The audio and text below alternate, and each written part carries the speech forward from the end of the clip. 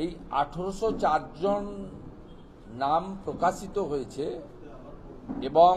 যে অভিযোগটা আমরা সবাই করছিলাম যে জীবনকৃষ্ণ সাহাদের মতো এজেন্ট এবং এজেন্টের মাধ্যমে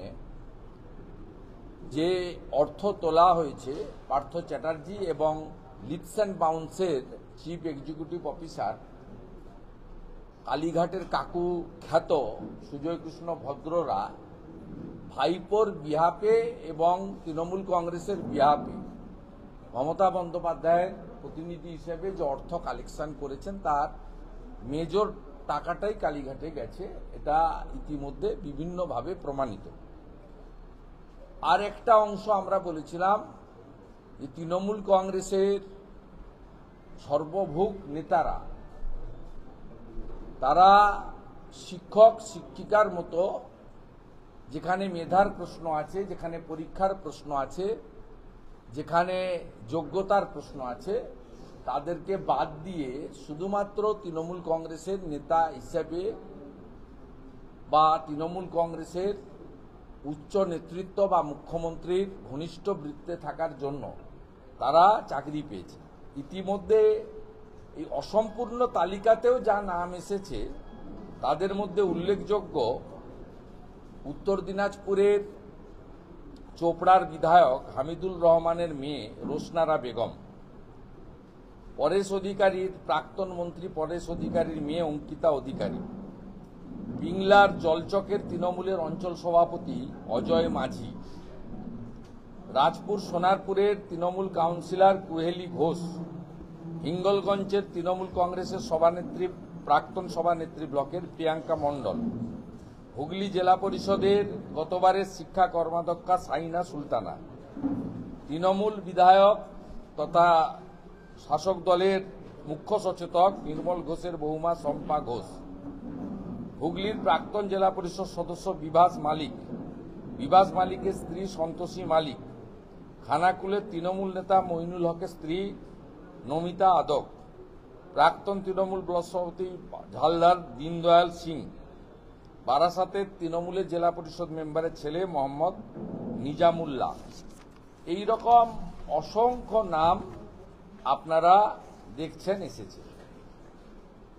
তার মানে এতদিন গোটা ভারতবর্ষের মানুষ বলতো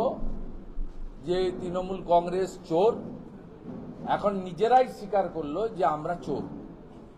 স্বীকৃত চোর, রেজিস্টার্ড চোর নিজেরাই ঘোষণা করেছে এবং সেটা সুপ্রিম কোর্টের নির্দেশে বলতে বাধ্য হয়েছে। আবারও আপনাকে বলছি এই তালিকা অসম্পূর্ণ। আমাদের কাছে যা সোফার মাই নলেজ এবং যা আমরা যা জেনেছি বিভিন্ন সোর্স থেকে, দীর্ঘদিন ধরে সিবিআইর যে সিট হাইকোর্টের গঠিত তারা যে ইনভেস্টিগেশন করেছেন তাতে যাদের ডেকেছিলেন সেই সংখ্যাটা 2100-র বেশি। এই 1804 করতে গিয়ে প্রায় 250-300 লোককে বাদ দেওয়া হয়েছে,